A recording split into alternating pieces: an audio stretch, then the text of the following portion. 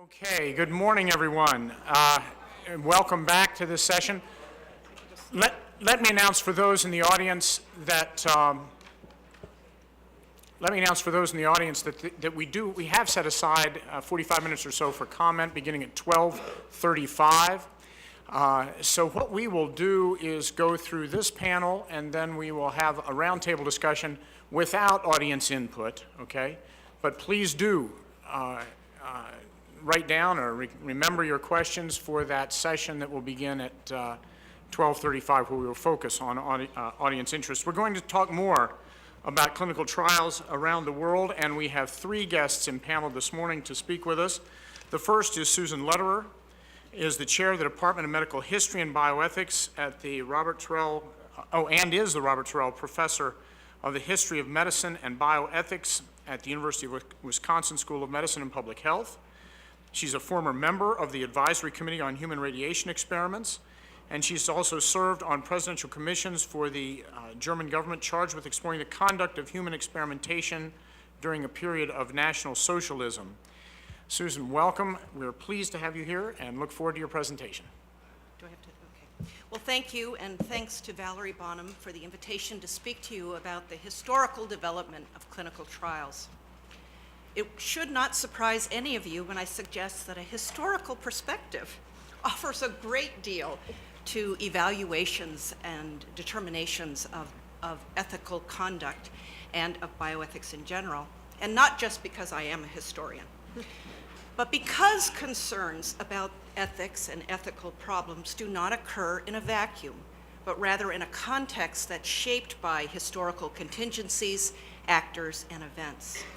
And my remarks this morning do not focus on the Guatemala syphilis study conducted by the PHS personnel in the 1940s, but more broadly on the climate of medical research and considerations about the appropriate use of human subjects in late 19th and 20th century America.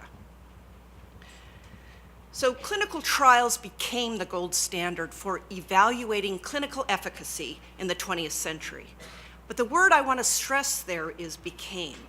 That is, the development of the clinical trial methodology was a process that did not develop linearly over the 20th century. Initially, clinical trial meant simply trying a drug or a therapeutic intervention in the clinic.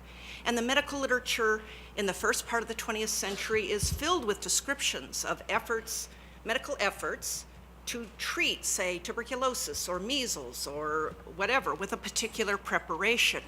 But there's no standardization or attempt to classify and sort out these things. The process whereby such observations about patient responses to therapeutic interventions came to be reinscribed, I would suggest, as reliable, generalizable knowledge about the therapeutic practice entailed diverse and multifaceted changes in the social organization of clinical trials, about which we just heard, and I would emphasize that the social organization is critical. The reconceptualization of the role of researcher and observer bias, understanding of the role of control groups, randomization, and also ethical practices.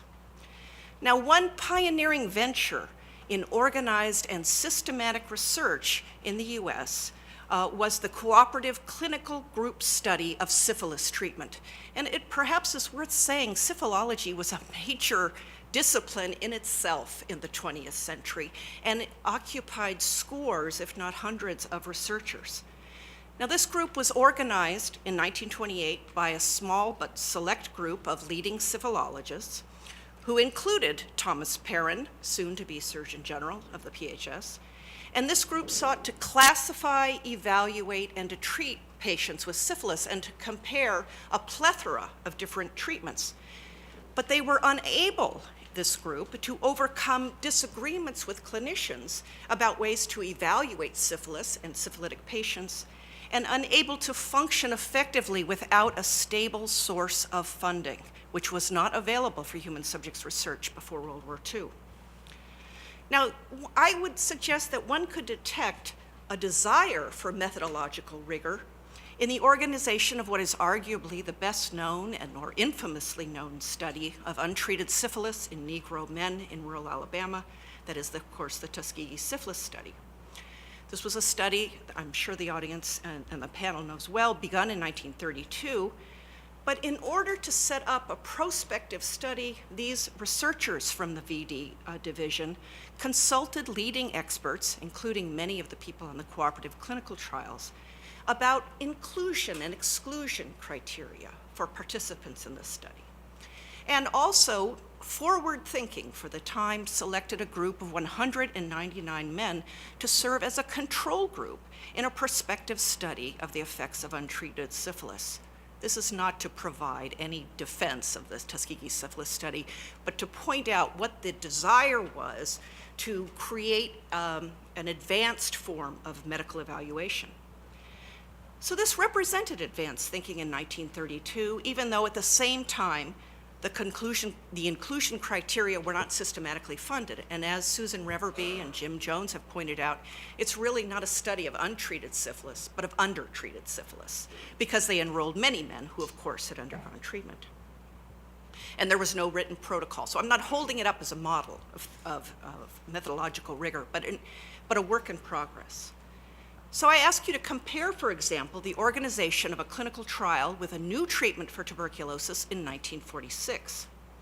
This was a coordinated effort by the National Research Council, attempting to bring in groups from the Veterans Administration, the Army, the Navy, and Public Health Service to evaluate the use of streptomycin in tuberculosis research. But the VA, for many reasons, was unable and unwilling to allow a control group. And it's not because they didn't understand that a control group was particularly important, but the political fallout of withholding what might be an effective treatment from veterans was deemed unacceptable. Now, they also understood that spontaneous recoveries made the evaluation of data more problematic, and certainly they had the wartime experiences with penicillin that showed, so they had that experience in the treatment of syphilis. And sort of the difficulties, again, of pointing to and standardizing patient selection, stage of disease, and so on. So the study of streptomycin at the VA ended up with no control group, although the Public Health Service was committed to the control group. They had a much smaller study and were able to enforce standards and rigor, and many people thought that this came up with reliable, generalizable information about the effectiveness or the efficacy of streptomycin. Now, treatment studies and non-treatment studies differ, of course, from studies in which researchers seek to infect participants with a pathogen. The advent of the germ theory of disease in the 19th century encouraged hundreds, if not thousands, of efforts to establish that a particular germ caused a particular disease. Just one example, not American, but Gerhard Armhauer Hansen, the Norwegian researcher, identified the bacillus of leprosy, now known as Hansen's disease, but less well known, that is, in order to comport with Koch's principles, he injected the bacillus into the eye of a female patient who complained and brought suit against him. He was fined, he lost his privileges in treating patients. However, he retained his post as scientific director of research. The efforts to conduct such studies responsibly, that is, in the deliberate infection of people, are well known and include studies in such colonial possessions of the United States as Cuba and the Philippines. Therein, U.S. Army military surgeons developed written contracts with so-called native populations that were available in the native languages in order to avert controversy and political scandal. And I refer to Walter Reed's efforts with the Yellow Fever Board, to the work of Strong, Salards, and others in the Philippines who made contractual agreements available in sort of the native Filipino dialect for the benefit of the prisoners taking part in studies of cholera and plague vaccine. Now, I use the word responsibly here, suggesting efforts to avoid creating legal and popular criticism. I do not mean to imply in any sense that the use of these what I'll call non-Americans, was necessarily respectful. Anyone who has read Paul de Cruyff's Microbe Hunters cannot escape, and it's a well-known example, but the dismissive, blatant racism and ethnocentrism of researchers and research products involving non-white, non-American subjects. And I would suggest that in some cases, that disrespect did more to sour relations than so-called responsible research practices. So very briefly, some of you may recall that in 2002, the American Association of Cancer Research took the unusual step of renaming its prestigious prize for young investigators. They essentially stripped the name of Cornelius Packard Rhodes from the prize. If little known today, Rhodes was an enormously important figure in 20th century biomedical research. During World War II, he held a number of important posts, and he was able to convince sort of funders to create the Memorial Sloan Kettering Institute for Cancer Research. He was considered central to it. Perhaps less well known, at least until 2002, was that in 1932, he was a young pathologist detailed to the Rockefeller Anemia Commission in Puerto Rico. He had a very difficult transition from New York City to San Juan, lots of personal difficulties and problems with his subjects, which culminated in a letter that he wrote but never sent, a letter which came into the hands of Puerto Rican laboratory technicians and eventually into the hands of Puerto Rican nationalists seeking independence from American rule. I won't read you the entire letter, but just to give you a flavor of it, Puerto Ricans are beyond doubt the dirtiest, laziest, most degenerate, and thievish race of men ever inhabiting this sphere. What the island needs is not public health work, but a tidal wave or something to totally exterminate the population. I have done my best to further the process of extermination by killing off 8 and transplanting cancer into several others.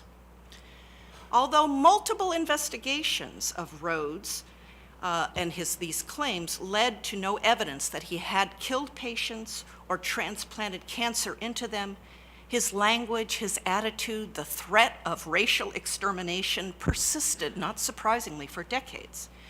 In 1950, for example, when 2 Puerto Rican nationalists attempted to assassinate President Truman, they referenced Rhodes' letter and the efforts at race extermination. And in 2000, the AACR, the Association for Cancer Researchers, responded to the story by appointing an ethics inquiry and ultimately the decision to remove his name from the prize altogether. Now, one of the issues surrounding the deliberate infection of individuals with disease that I would suggest deserves greater analysis may be the special status of sexually transmitted disease.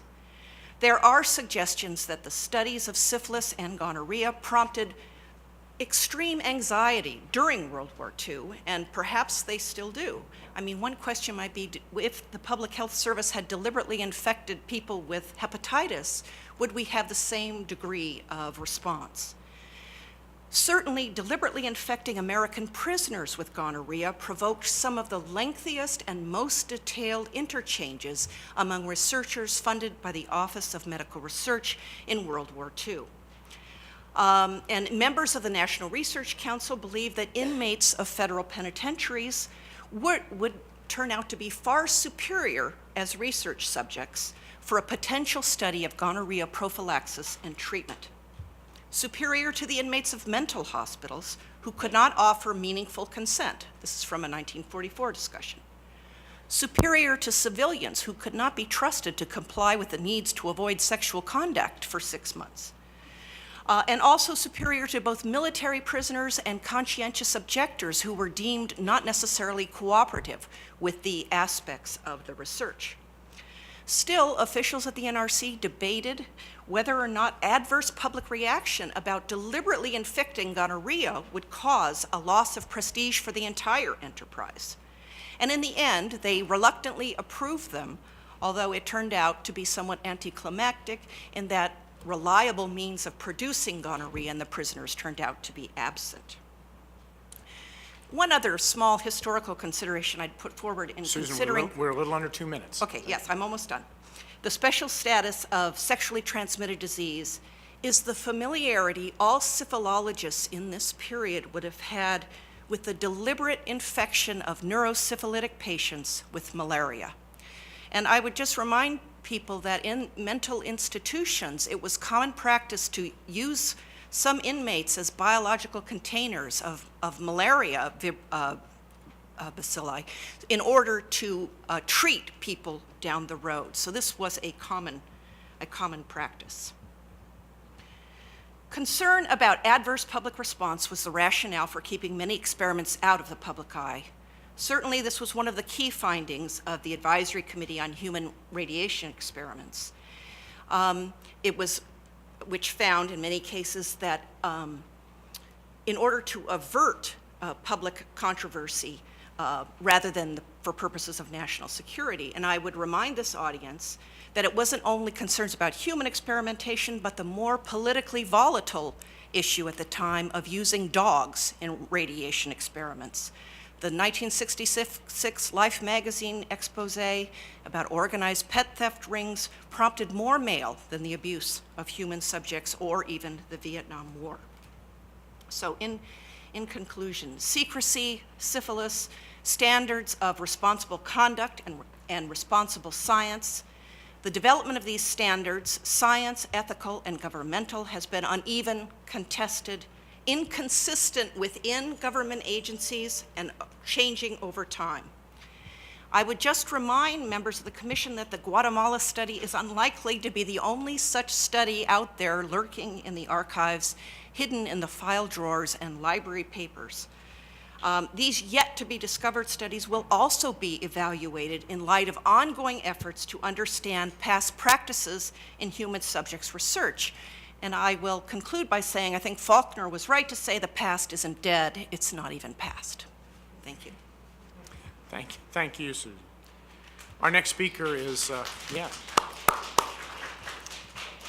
Professor Dan Brock is our next speaker. He is the Francis Glessner Lee Professor of Medical Ethics in the Department of Global Health and Social Medicine, Director of the Division of Medical Ethics at Harvard Medical School, and Director of the Harvard Program in Ethics and Health, a busy fellow. Dr. Brock served as a staff philosopher on President's Commission for the Study of Ethical Problems in Medicine and was a member of the Ethics Working Group of the Clinton Task Force on National Health Reform. He's been a consultant in biomedical ethics, health policy to numerous national and international bodies, including the National Bioethics Advisory Commission and the World Health Organization. Dan, we're pleased you could join us last evening, and we're especially happy to have you address us this morning. Welcome. Thank you for the invitation. It makes me feel... Sorry. Thank you for the invitation again. It makes me feel old to be here because it was 30 years ago that I attended my first meeting of the then existing President's Commission as their staff philosopher. So I assume there are even some people in the audience that weren't alive when I when I came the first time. I'm not going to talk much at all about Guatemala either. I've read a little bit about it, but obviously I haven't gone through all the cartons of materials that you're going through. I do think it's worth saying that I think it's pretty unlikely that that kind of thing could happen now. And that's a good thing. Now, I'm not saying it's certain that it couldn't happen now, but if we think back, that was 1946 to 48. That was just after the Second World War. We'd been sensitized to these issues because of the experience with German atrocities. But those issues simply hadn't been on the table at that point in any comprehensive way, the way they have been now. The examples that Susan mentioned were all post that period. The various commissions that have addressed these issues are all post that period.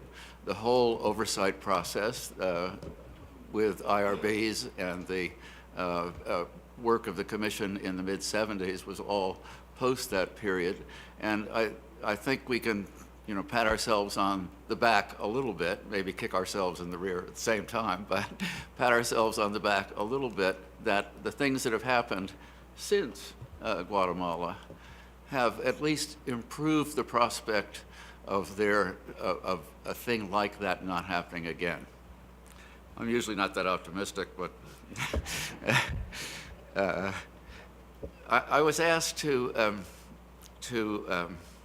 basically talk about the basic conditions for research being ethical. Now, you have on your among your commissioners someone who could do this much better than I, namely Christine Grady, because I'm going to draw largely on a paper that Christine wrote with Zeke Emanuel and Dave Wendler that was called "What Makes Research Ethical." So this is basically the beginning level discussion of these conditions. They identified 7 requirements in their paper. The first was what they called value. Why do you need this? Well, because you're going to use scarce resources, and you want to avoid exploitation. You don't want to be doing something that doesn't have promise of any value, in particular to the community in which it's being done. You don't want to put subjects at risk without a potential for benefit. That, I think, is fairly uncontroversial. Their second requirement was what they called scientific validity. This is necessary to get what's supposed to be the product of this research, namely generalizable knowledge. So in a way, this is a scientific norm, but it's also an ethical norm, because if you don't have scientifically valid studies, you're putting people at risk for no potential benefit. The third condition was what they called fair subject selection. This is something that Christine has written about independently too. I've used her stuff when teaching it. The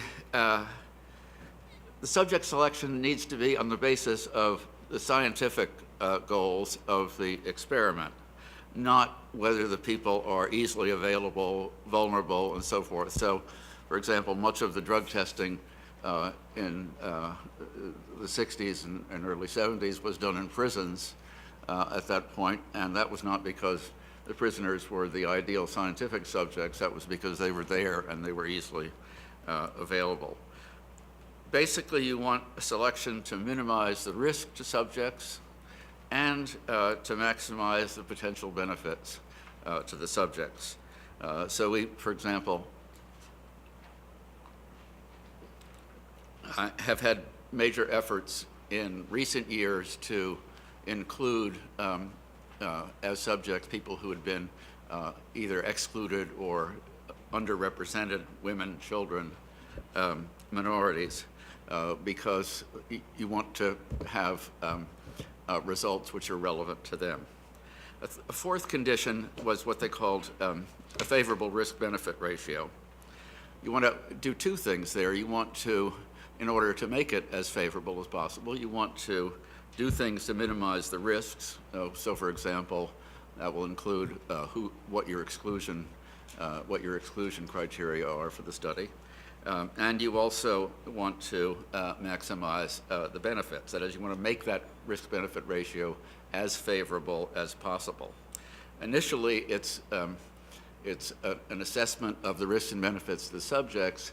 Where I think IRBs have more trouble, at least the one that I was on for 15 years, is when what one's trying to do in measuring the benefits is to measure the benefits of the potential knowledge that may come out of the study and how that knowledge may be useful over time.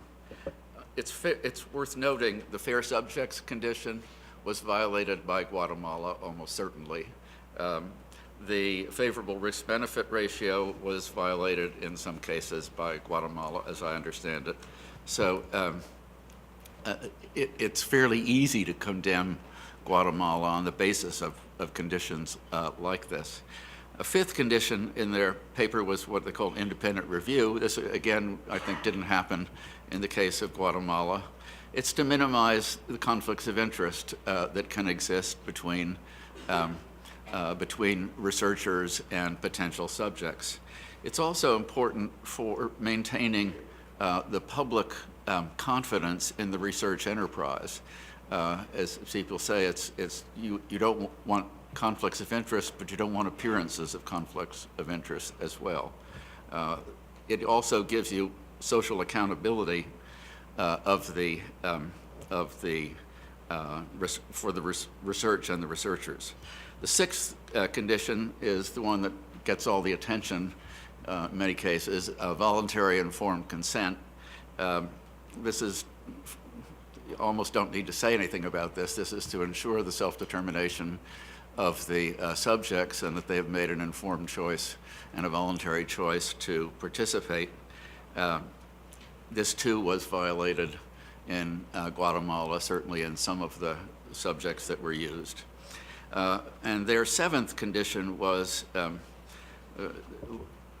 little vaguer, I thought, but in any event, respect for potential and enrolled subjects. So one of the ways one shows this is by properly maintaining confidentiality. There are a number of other ways in which one shows this. You're showing that you're dealing with human beings, not chairs that we just sit on without asking them if we can sit on them. Now, and they added in a later paper, the collaborative partnership, which we heard considerable about already today. There was a follow-up paper, which I would just, I think Christine was one of the authors of it too, but point out to you, specifically directed at what makes research ethical in developing countries. And there they developed 31 benchmarks for the assessment. I don't think I have time to go through 31 benchmarks, so I don't intend to. Let me just mention what I think are four of the main controversies which need to be addressed. I'm not entirely confident you can settle them, but you can at least address them. One, and these are, I think, all familiar to everyone here. One is the issue about standard of care, and basically the controversy there has tended to be, is it a global standard, best any place, or a local standard, what's the standard in this context? My own view is that the right answer to that is something between those two, and I won't take time to say how it gets between, but a second issue is placebo-controlled trials when there is some beneficial treatment. The FDA likes placebo-controlled trials, and they encourage them being done. They are necessary in some cases to give you the information you want, which is this better than nothing, as opposed to is it as good as or as some alternative. But the proper place for placebo-controlled trials is one of the areas of controversy. A third is one that was talked about earlier this morning, namely care for somebody after the study. Now it's interesting that it's if the study shows that something's beneficial, then that should be made available to the subjects, and some people then go on and say to the community, to the country. One of the issues there obviously is what's the scope of that obligation. The other aspect of the scope of it is how long does it last? You have to, I mean, with antiretrovirals for HIV, if you have to provide them, you have to provide them basically for a lifetime for people. So it's how much and to whom and from whom that ought to come. It's always seemed to me, if we want to recognize people's participation in research and recognize it by giving them something of value, this condition only recognizes it in cases of successful clinical trials. Most clinical trials are not successful. And so there's nothing that comes to people for their participation when the clinical trial doesn't result in establishing a successful treatment. So it's always seemed to me a somewhat strange way of recognizing people. And then the final condition I'll mention is the issue of ancillary care, which is especially important in developing countries.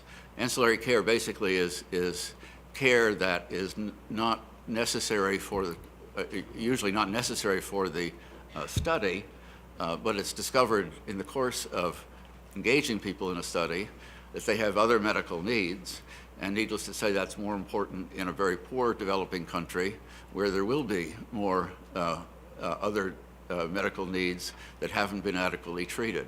And so the issue here, I think, is what's, again, the scope of the responsibility of researchers to provide for the ancillary medical needs of subjects. That, again, in developing countries, if that responsibility was extremely broad, then it would no longer be as much more cost-effective to do the studies in developing countries than it is now. One of the reasons, as we've talked about earlier, that a lot of research is shifting to developing countries is because it's cheaper to do it there. If there was a strong enough obligation to meet ancillary needs, it would not be as much cheaper as it is now. So thank you. Thank you, Dan. And our third speaker on this panel is Eric Meslin, founding director of the Indiana University Center for Bioethics, associate dean of bioethics in the Indiana University School of Medicine, and a professor of medicine, medical and molecular genetics, public health, and philosophy. He co-directs the Indiana University, is it Moy? Okay, thank you. Moy University Academic Research Ethics Partnership, a Fogarty International Center-funded collaborative research and training program jointly based in Indianapolis and Eldoret, Kenya. Dr. Meslin is the former executive director of the National Bioethics Advisory Commission and the Bioethics Program Director for the Ethical, Legal, and Social Implications Program at the National Human Genome Research Institute. He is an appointed Knight of the National Order of Merit by the President of France for his contributions to French bioethics policy, and we're really fortunate to have you here. Thank you. Thank you very much. A truly international individual. Thank you, Dr. Wagner and Dr. Gutman, members of the Commission. It's a pleasure to be here on this side of the table.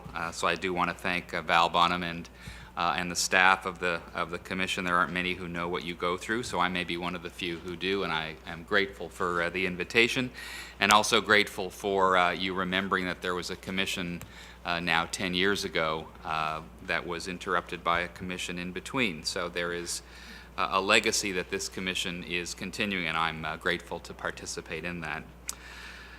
In April of 2001, NBAC submitted to President Clinton its report on ethical and policy issues in international research, one of the first, if not the first, extended discussions by a government advisory group on this topic in the world.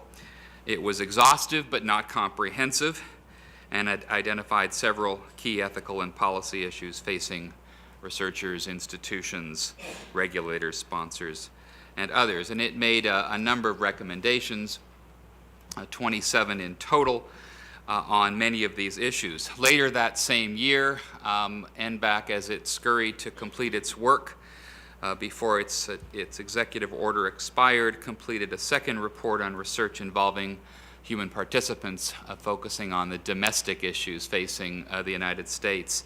I was asked to speak essentially about both of these reports, but given time, I'm really going to focus only on the international report, and I'd be delighted to take questions about the other one. In the decades since those two reports, a comprehensive literature has emerged documenting a number of developments in the international health research and research ethics landscape, including, among other things, the amount of research conducted, by whom and where, developments in ethical guidelines and oversight mechanisms, the maturation of several difficult ethical issues, the emergence of new topics, and examples of excellence.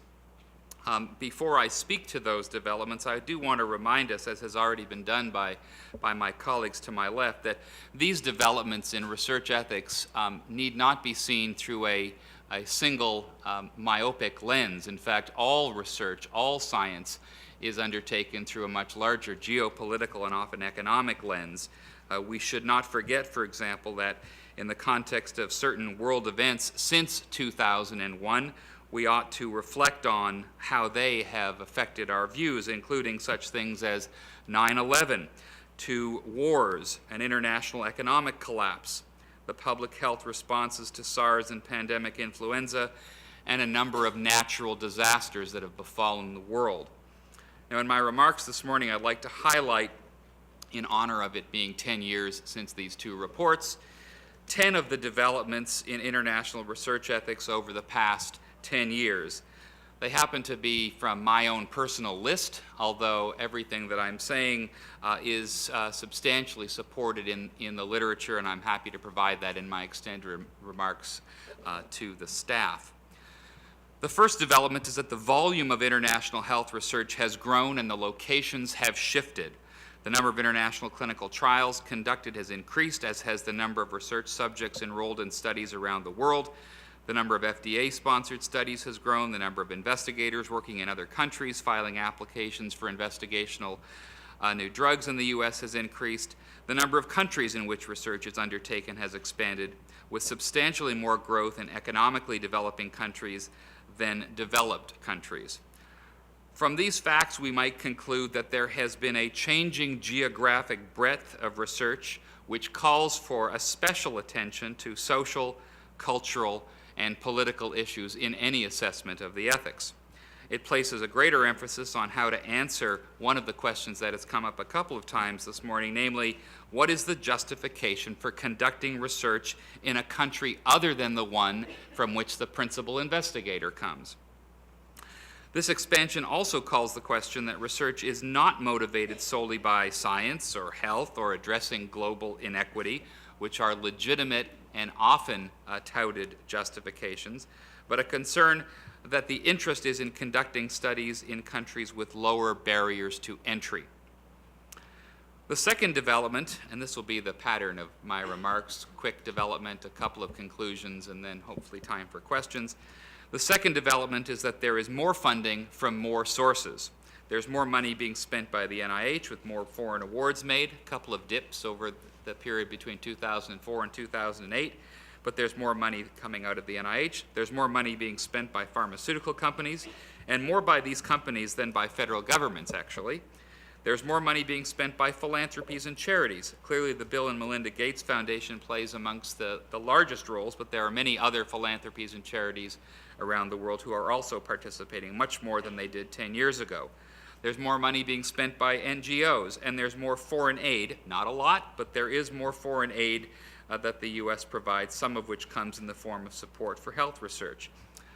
These facts suggest that not only does money influence the conduct of research, and we would be naive if we didn't think it did, it also influences how priorities get set and by whom. It used to be a pretty simple equation, the golden rule. Whoever has the gold makes the rules. Well, if federal governments were those that provided the vast majority of funding, then clearly they would have the ability to identify their priorities for research.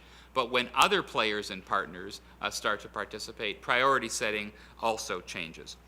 A decade ago, we were actually struck by the injustice of the 10-90 gap, that only 10% of health research spending went to diseases that affected 90% of the world's population.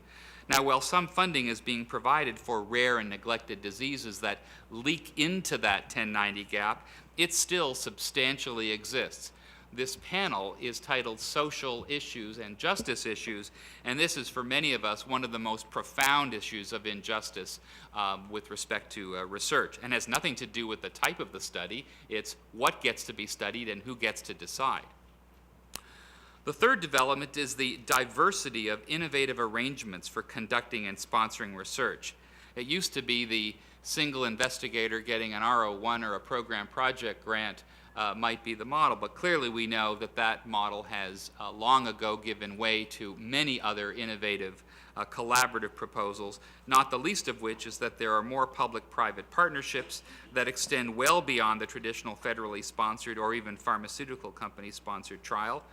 As has been alluded to earlier, the use of prior agreements in the pretrial setting has become a much more common arrangement now than 10 years ago, and we're now seeing them as being used much more regularly as a key component of research partnerships. I will remind the Commission that 10 years ago, this was a bizarre idea. There were 2 papers in the literature in 1999 about prior agreements, and it was seen as a very odd, legalistic maneuver. Well, now everybody seems to do it. Well, we should not lose track of that fact, that this is a positive development. Now, these innovative funding arrangements have been proposed to lower the cost of and actually increase the access to previously unaffordable drugs. And guess what? That's actually happening. Not perhaps as fast or as comprehensively as we would have liked, but it is happening. Some of this, of course, is a result of pharmaceutical companies developing their own humanitarian pots of money and making medicines available for lower or even free cost. But still, the arrangements are changing the nature and scope of collaborations and the attendant power relationships between and among sponsors. The fourth development is the exciting growth of community engagement practices. Again, 10 years ago, we didn't talk about engaging the community or public advisory groups. We didn't talk about community advisory boards as a key component of designing research. We are doing that now.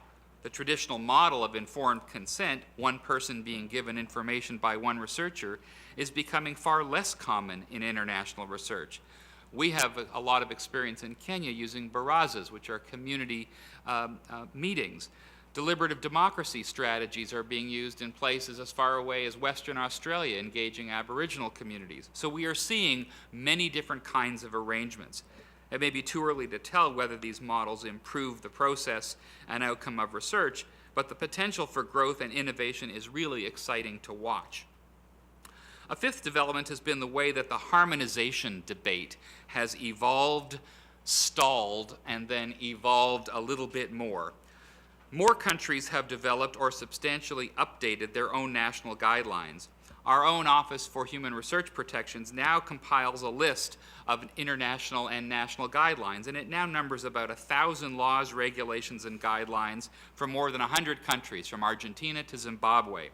We're seeing more specialized guidelines developed for specific types of research: embryonic stem cell research, biotechnology research, biobanks, privacy, and genetics. We're seeing more international and transnational organizations who are developing or updating their own guidelines. UNESCO, WHO, CIOMS, the World Medical Association, and the ICH have regularly updated their documents, as have other groups such as IAVI and UNAIDS. Whereas a decade ago, we were reminded about the ethical peril of applying a double standard to research, we now may be approaching a situation where multiple standards exist and may divide along regional or national lines.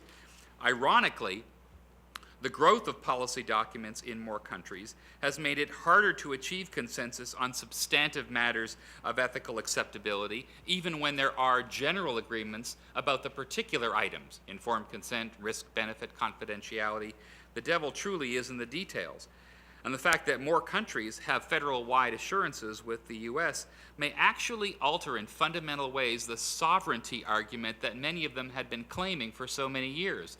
Let our country have our guidelines for our people. That is being mixed around quite a bit now.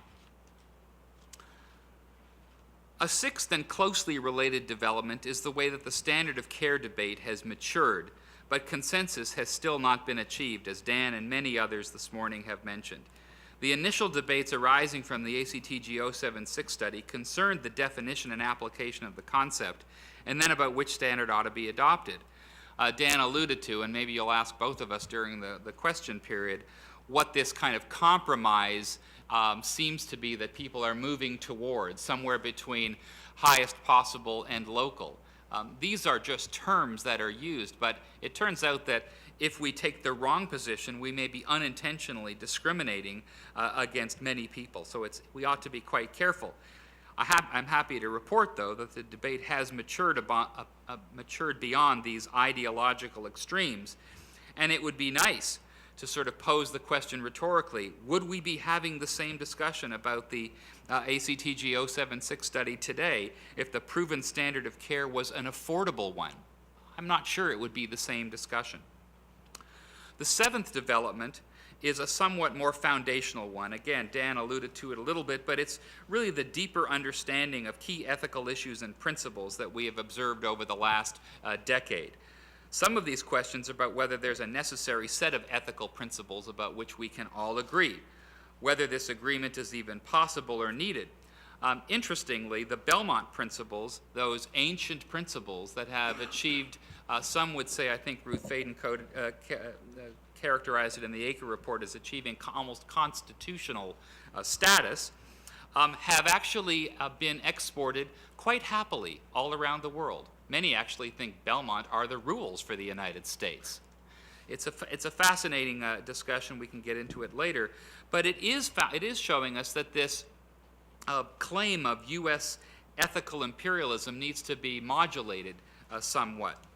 There are many other principles, and because of time, I want to pick up a couple of final topics.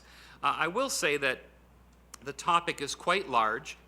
Responsiveness to health needs as a justification for conducting research was very dramatic and sort of unusual when NBAC first talked about it in 1999-2000. But now everybody talks about responsiveness to health needs as if it were so obvious. Why are we even debating it?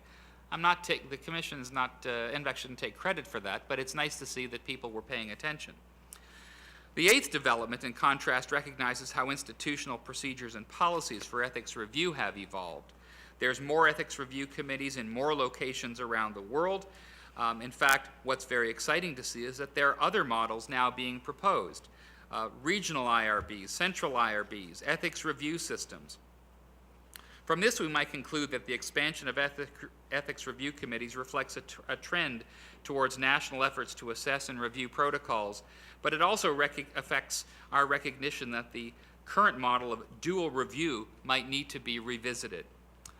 The ninth and penultimate development may be the most exciting, and partly I owe it to Barb Sine and the people at the Fogarty Center for this, and that is that there are many more dedicated training programs around the world that have emerged and expanded, focusing on research ethics capacity building. Not just Fogarty, but UNESCO, WHO, the Wellcome Trust, the Gates Grand Challenges, all require the importance of building bioethics research capacity as a part of building science capacity. So there is much more to do. I know that I've run out of time, and I'll maybe save my final 10th development, which are my cases of excellence, for questions if we have them. Thanks very much. Very good. Again, thank you, and thanks to all three of our speakers. We really appreciate being here. I'll go ahead and acquiesce to the request that the two of you have made, that we ask you about the spectrum of standard of care from highest possible to local. Dan, you want to start with that one? All three of you, of course, can contribute. Sure. And actually, I credit Dan Wickler, who I've discussed this with, because this is basically his view. One way of thinking about what we should expect in developing countries is to ask, well, what is the standard of care in countries that are at a similar level of economic, mostly, and also cultural development? The countries that do best, who are similarly situated. Now, that will often be considerably better than the country in which the trial is taking place. So that's one way to try to begin to think about how do we identify and justify a middle ground, because basically we justify it by saying, look, comparable countries do better than you do. They have a higher standard of care. It's reasonable to expect that of you because you are a comparable country. So that's the general line I would take. Eric, Pardon? to look at comparables to Yes. set the baseline. Which, Eric? which always exist. Yeah, I'd echo Dan's points and make a couple of others. The debate actually began on a bit of a misunderstanding, I think, between our legal colleagues who, when they hear the term standards, think about minimum requirements below which, if one falls, one might be exposed to either liability or other claims of unethical or illegal behavior. So the term standard sort of set us off on a path that was very difficult to get back from. I think we have gotten back in the way that Dan has described. The one thing that I would add to his remarks that hasn't been said yet is there's a lot at stake in deciding what we want to say about this term. On the other hand, if we are going to become so committed to getting the term right, we may find ourselves in the untenable position of having to accept the outcomes of a debate and a deliberation that we might not want to have. Setting too high a bar, which might be not only ethically aspirational, but some might say morally obligatory. Why shouldn't everyone be entitled to the best? It's sort of an intuitive response, might put us in the position of saying, well, we just can't pay for it, therefore the fairest thing is that nobody gets it. I would hate to see the debate digress to that. So seeking middle ground with ways of supporting, or as they say, ratcheting up other forms of benefit might be the way to get to the middle. I'd like to ask a follow-up to that, and it really is, I think, fundamental to what a commission is charged with doing and can do in recommending to government and society practical standards, as opposed to, or as at least distinct from, ideal standards. So ideally, we would not have the world we have today. I mean, let me just, it's just, I think, an ethical fact, as close to an ethical fact, a complex one, because we would disagree about what ideally it would be, but I think nobody, I would postulate nobody in this room thinks we have the ideal world. So the question I have is, can you give examples? And Susan, Dan, and Eric, I would like each of you to, examples of where you think the ethically optimal standard, which we should know what it is, diverges from what you think should be legally required of medical researchers, or of the process which goes forward before one advises a government to allow research to go forward. Yeah. Dan, you write about this, you teach about this. Why don't you begin? Well, I got stuck in your question about legally required. A lot of the things, the norms that now govern research don't really have that status of being legally required. And to some degree, that's a good thing, because it enables a discussion to take place, an international discussion. And sometimes you get a consensus out of that, sometimes you don't.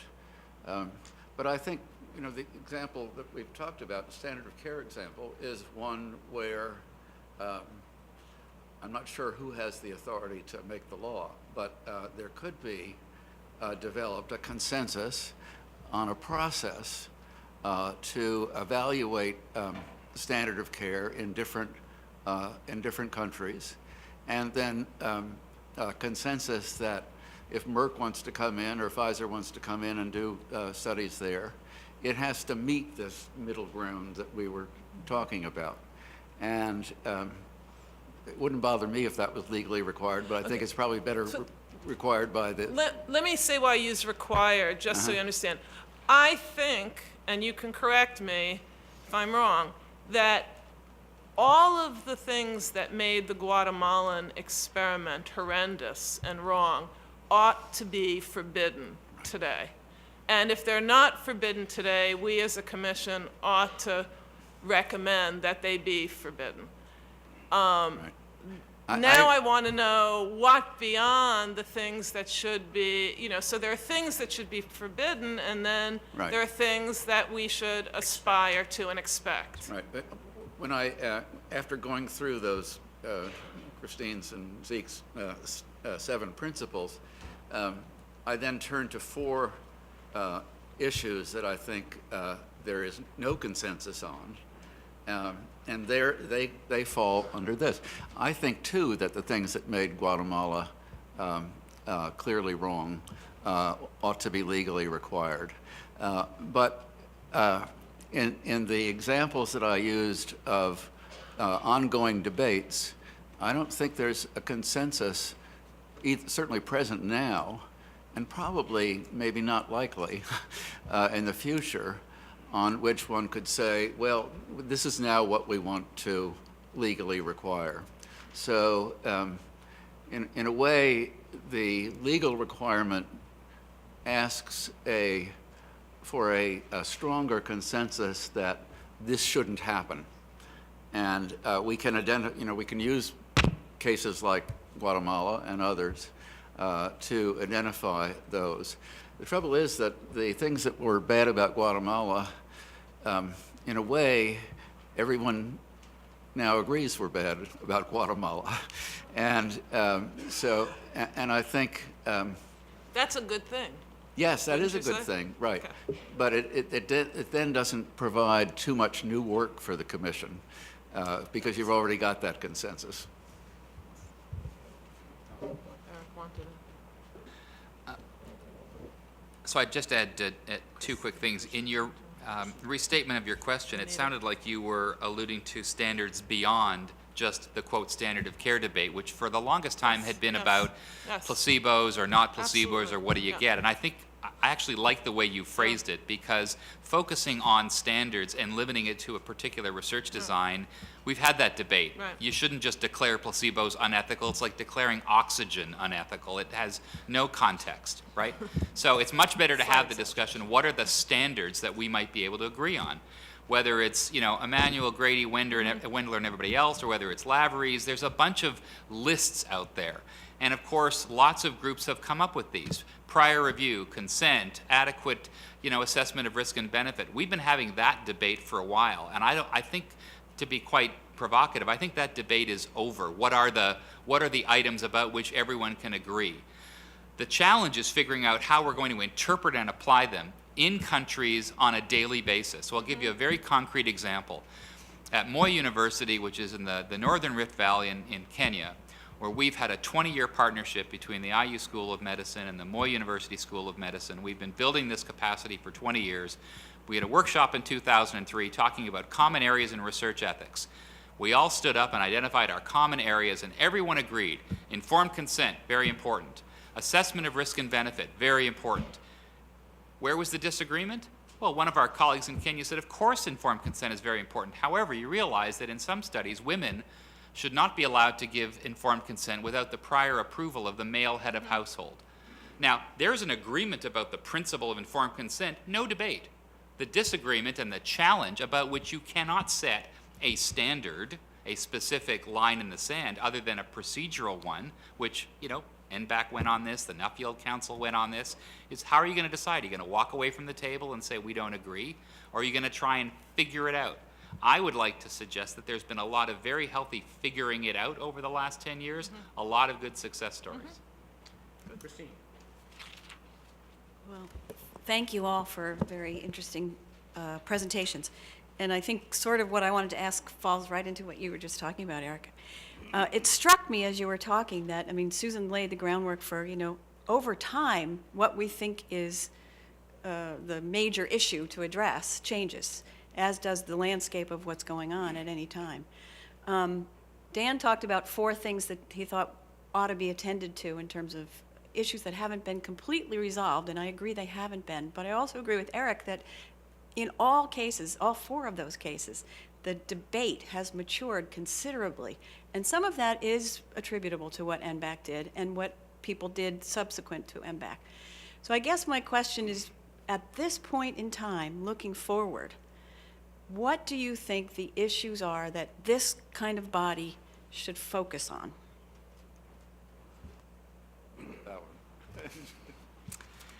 I've got two that I'll suggest. One is an effort at real international harmonization. And what I mean by real international harmonization, I think we have mistakenly blurred the harmonization debate into one about homogenization. Everyone's been talking about trying to get the same document. I think what this commission can do, and follow in the footsteps of all the last four prior commissions, is to start really thinking about how it positions itself amongst its colleagues in the world. So there have been summits of bioethics commissions every 2 years for the last 10 years. They have been very, very productive meetings, but they have not resulted in an international consensus on significant issues. We are now at the policy, you might want to call this translational policy research as opposed to, clinical translational research. There is a policy valley of death out there. And the valley of death is that we've got lots of great reports, and then we have lots of things we'd like to do, and we don't have a way to translate fantastic ideas into action. And I think if this commission chose, it could leverage its considerable respect internationally into thinking about how it can offer proposals and learn from others. That humility is something every commission learns.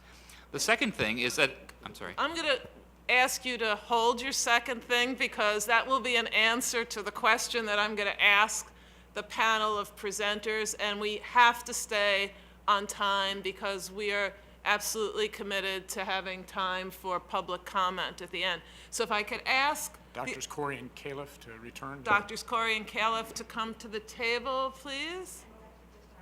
Okay, Dr. Califf to come to the table, please. Yeah.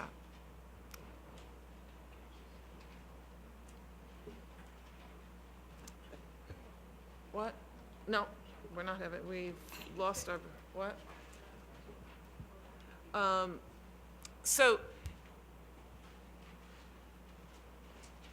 for the audience's sake, and for, what we're going to do now is ask the presenters, and Christine asked the perfect segue question, where to advise us as a commission, given their varying and deep expertise, the following. I'll pose a simple question, which is, if you had to name it, what is the single issue? So Eric, you got a pass. You get two because you won already. But what is the single issue that you think that the commission should address in its report on, in response to President Obama's charge that we advise the government on scientific research, the ethical standards of scientific research moving forward? Or, if you will, what is the single fact that you think we must emphasize in our report? And before I ask you all to answer, I would just ask the audience and my fellow commissioners to thank you very much for a wonderful set of presentations.